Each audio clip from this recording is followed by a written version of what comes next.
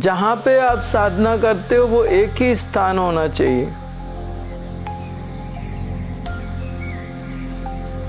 जब आप साधना करें तो आपकी श्वासों पे आपका ध्यान स्थिर होना चाहिए। आपका जो आसन है वो जितना दृढ़ होगा आपकी साधना उतनी जल्दी सिद्ध होगी। आप उस पे जो नियम है, आप कितने बजे साधना करते हो और कितने बजे तक, रोज उतने ही बजे जब आप साधना करोगे तो उस समय वो दैवी शक्ति जिसकी आप साधना करते हो वो इंतजार करती है वहां उसी स्थान पे आपका। मेरे बेटे का रोड एक्सीडेंट हो गया था 1 जनवरी 2025 को, नहीं रहा 12 दिन इलाज के बाद।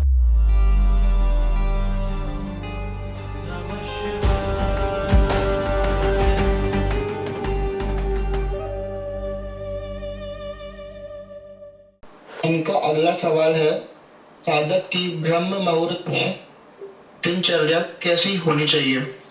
साधक की ब्रह्म मुहूर्त में दिनचर्या ऐसी होनी चाहिए, सुबह वो फ्रेश हो जाए। साधक मतलब अगर उसका पेट साफ होता है तो उसकी साधना अच्छी हो सकती है। पेट में अगर मल रहेगा तो साधना अच्छे से नहीं हो सकती, ध्यान रखना। दूसरी बात, साधना करने के पहले थोड़ी एक्सरसाइज कर लें, थोड़ी सी श्वास तेज चलने लगे। उससे क्या होता है, जब आपकी श्वास तेज चलती है तो आपका मन शांत होता है।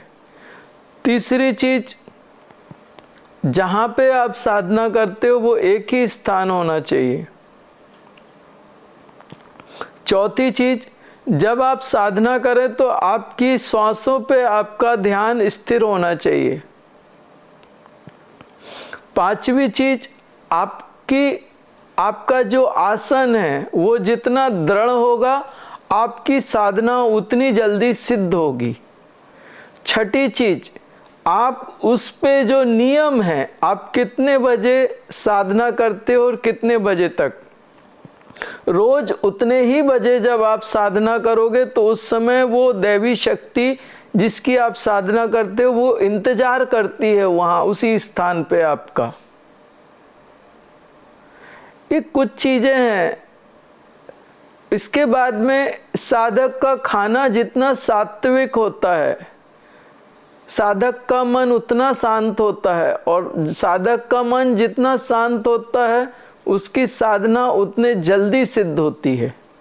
ये कुछ चीजें हैं जो साधक को साधना जल्दी सिद्ध करती हैं। अब वो साधक इन चीजों को अपने जीवन में कितना लागू कर पाता है उसके हिसाब से वो साधक ऊपर उठता है। मेरे बेटे का रोड एक्सीडेंट हो गया था 1 जनवरी 2025 को, नहीं रहा 12 दिन इलाज के बाद, और किसी दोस्त के जन्मदिन में गया और वहाँ रोड एक्सीडेंट में वो नहीं रहा। और प्रॉमिसिंग था, उसके नाम से पेटेंट था, मतलब काफ़ी अच्छा पढ़ाई लिखाई में था, और वो ड्राइव भी नहीं कर रहा था, साइड में बैठा था और वो चला गया। तो अब हमने उसको, मतलब मेरे साथ भी जो उसका रिलेशन था वो दोस्त की तरह था, मेरे साथ खेलता था और टेबल टेनिस चैंपियन था काफ़ी अच्छा। मैं भी टेबल टेनिस खेलता हूँ। तो मैं उस चीज़ से काफ़ी ज़्यादा अंदर से, हम दोनों as a husband wife, as a parent, हम थोड़ा सा परेशान हैं। और फिर हमें ये भी लगता है कि क्या पता उसकी यात्रा इतनी ही थी और उसने अपनी यात्रा पूरी कर ली है। अगर हम कुछ कर सकते हैं यहाँ पर रहते हुए जब तक हम दुनिया में हैं, ताकि वो इस चक्र से या कुछ अचानक जो घटना घटी है उस चीज़ से उसको थोड़ा सहारा मिले। हाँ, एक्चुअल क्या होता है कि हम लोग जो भी, सीधी सी बात है, सांसारिक रूप से, जैसे आप मान लीजिए कि कोई बच्चों को आप सपोर्ट करते हो, गरीब बच्चों को आप भोजन कराते हो, उस समय आप बिल्कुल शांति से बैठ जाइए। समझ लीजिए 50 बच्चों को आपने भोजन कराया या कुछ हेल्प कर दी, शांति से मंदिर में जाके आंख बंद करके बोलो कि भगवान, मैंने ये जो अच्छा कार्य किया है इसका फल उस जीवात्मा को जाए, मैं ये सारा फल उस जीवात्मा को देता हूँ। सांसारिक रूप से आप जो अच्छे कार्य करते हो उसका प्रतिफल आप किसी को दे सकते हो। मंदिर में जाके अगर आप बोलोगे तो उससे उससे क्या होता है कि वो जो ऊर्जा जाती है उसके, जब आप किसी के साथ अच्छा करोगे तो आपके अंदर एक शांति और प्रसन्नता आती है, एक डिग्निटी आती है। और जिन लोगों को आप अच्छा कर रहे हो वो छोटे छोटे बच्चे, उनके अंदर एक खुशी आती है। तो वो जो डिवाइन एनर्जी, जब दो डिवाइन एनर्जी मिलती है तो उससे कुछ डिवाइन क्रिएट होता है, और वो जो डिवाइन डिविनिटी क्रिएट होगी, आप उनको ट्रांसफर कर दो, वो आपके हिसाब में ऐड नहीं होगी, उस बच्चे के हिसाब में ऐड हो जाएगी। तो एक ही ये कर सकते हैं। दूसरी बात, आप अगर कोई साधना करते हैं, हम लोग क्या करते हैं, हम लोग जब साधना करते हैं तो हमारे साधना का 50% हिस्सा हम उस जीवात्मा को दे सकते हैं। वो डायरेक्ट एनर्जी क्रिएट करते हैं। तो उससे क्या होता है, वो जीवात्मा एकदम शांत होती है और वो असेंस होती है, ऊपर के लोकों में और ज़्यादा असेंस होती जाती है। तो जितने ऊपर के लोकों में जाती है वहाँ उसको उतनी फैकल्टीज बेटर मिलती हैं, उतना बेटर वो देवताओं के जैसा वहाँ पे रहता है। तो आप जीते जी जो करना चाहते थे अभी भी उसके साथ वो कर सकते हो, क्योंकि अभी भी उसका अस्तित्व है, कहीं ना कहीं तो है वो। और वहाँ पे जहाँ पे भी है, अब वो फिजिकल नहीं है तो आप एनर्जी से उसको सपोर्ट कर सकते हो, एक डिवाइन एनर्जी से सपोर्ट कर सकते हो। साधना करते हो या जो भी आप अच्छा काम करते हो, वो आप भगवान से प्रार्थना कर सकते हो कि परमात्मा, ये जो ऊर्जा मैंने, ये जो अच्छा काम किया, इसकी ऊर्जा उस जीवात्मा को दो और उसको शांत करो और उसको अच्छी गति दो, उस पे कृपा करो। स्वामी जी, एक थोड़ा सा प्रश्न है कि हमें बार बार इस पूरे 10-11 महीने में जिन भी हम लोगों से मिले या जिनसे हमने सोचा कि कुछ मार्गदर्शन मिले या नॉर्मली भी बात की थी जिसे भी, तो सबने बोला कि आपको डिस्कनेक्ट भी होना पड़ेगा उससे। आप 24 घंटे आप जो है अब उसी की बात करेंगे, उसी के बारे में सोचेंगे, उसी का एक्शन लेंगे, तो वो जो नया जन्म लेगा तो उसको भी तकलीफ होती है, आप मतलब आपकी तकलीफ देखकर कि अब ये बात, इसका जवाब क्या है, फिर क्या कह सकते हैं आप? ऐसा नहीं है साहब, मैं आपको बताऊं प्रैक्टिकली, आप वो आपके लिए बहुत कठिन चीज है और वो पॉसिबल नहीं है। आपका बच्चा गया है, आप कैसे भूल सकते हो? एक बात, और वो भी नहीं भूल सकता।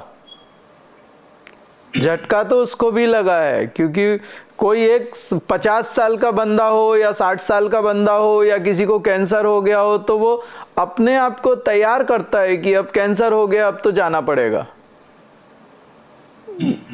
वो तो बच्चा था, उसकी उम्र क्या थी, वो एकदम गाड़ी पे बैठा था, एक्सीडेंट हो गया, शरीर से बाहर निकला, देखा क्या हो गया, ये उसको समझ ही नहीं आया, झटका लगा उसको।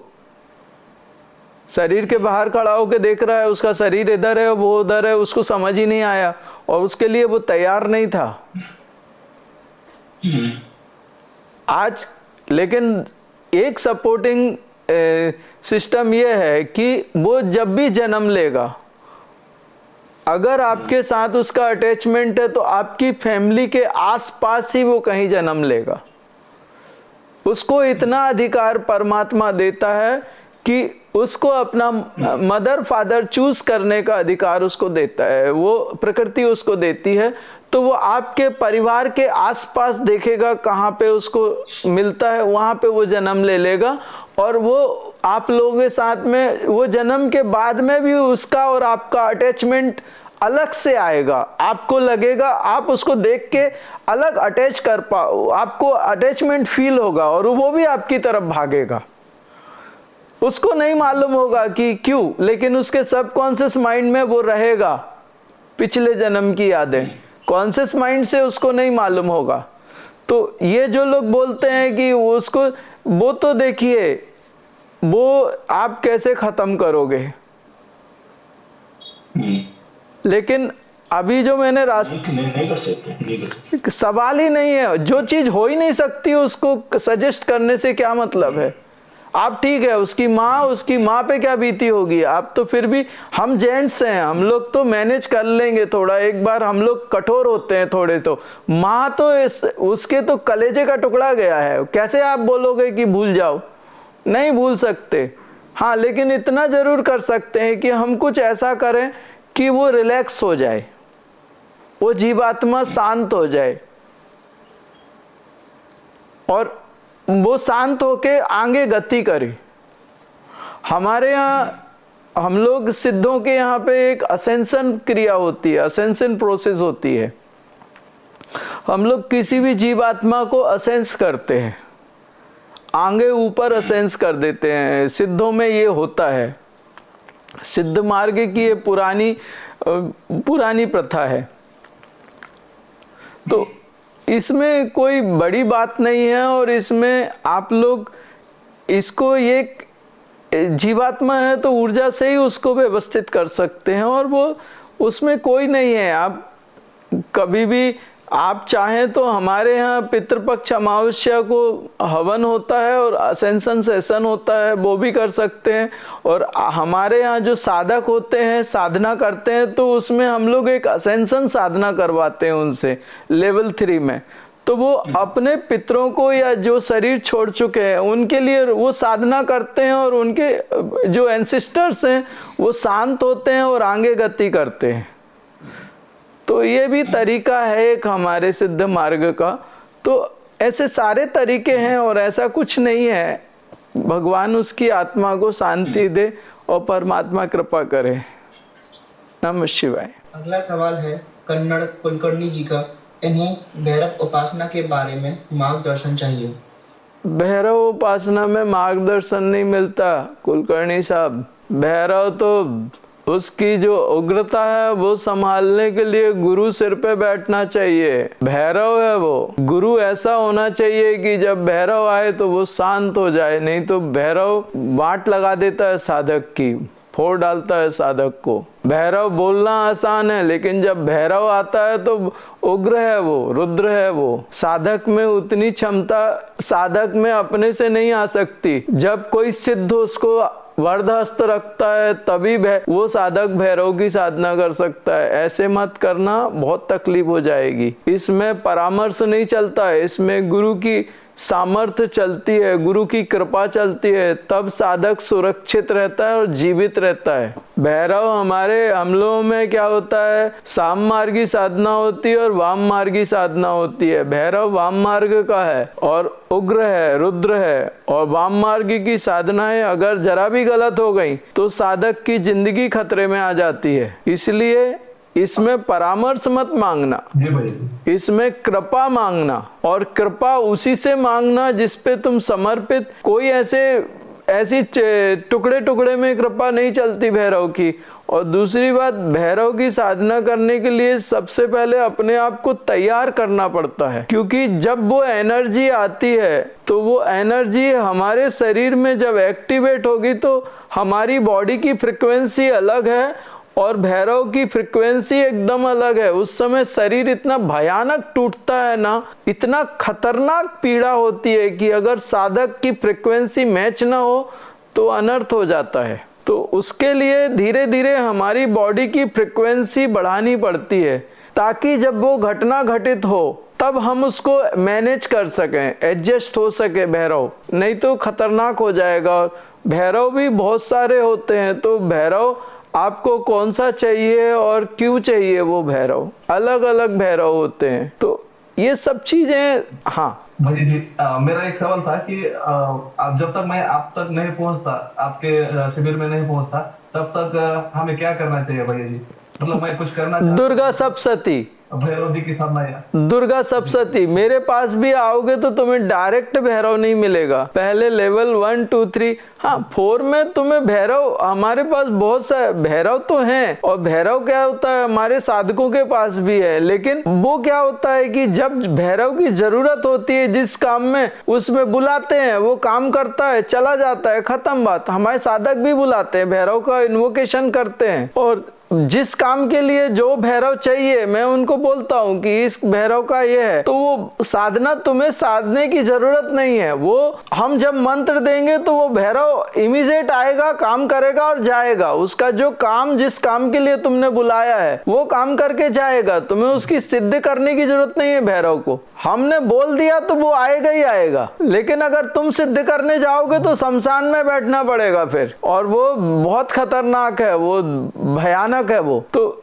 सबसे बढ़िया है, जब तक तुम मेरे पास नहीं आते या किसी के पास नहीं जाते तब तक दुर्गा सप्तशती। दुर्गा सप्तशती सबसे बेस्ट साधना है। जब तक कुछ ना समझ में आए तब तक दुर्गा सप्तशती। भैया जी कितनी बार करना चाहिए दुर्गा सप्तशती दिन में? दिन में 1 बार करो, 2 बार करो, तुमसे जितनी हो सके। तुम जितनी करोगे तुम्हें परमेश्वरी की कृपा मिलेगी। लेकिन एक बात है कि ऐसा नहीं होना चाहिए कि तुमने बहुत सारी कर ली फिर उसको एकदम से छोड़ दिया। ऐसे नहीं करना है। 1 बार भी करोगे दिन में तो चलेगा। हाँ, ठीक है भैया जी। नमः शिवाय भैया। नमः शिवाय।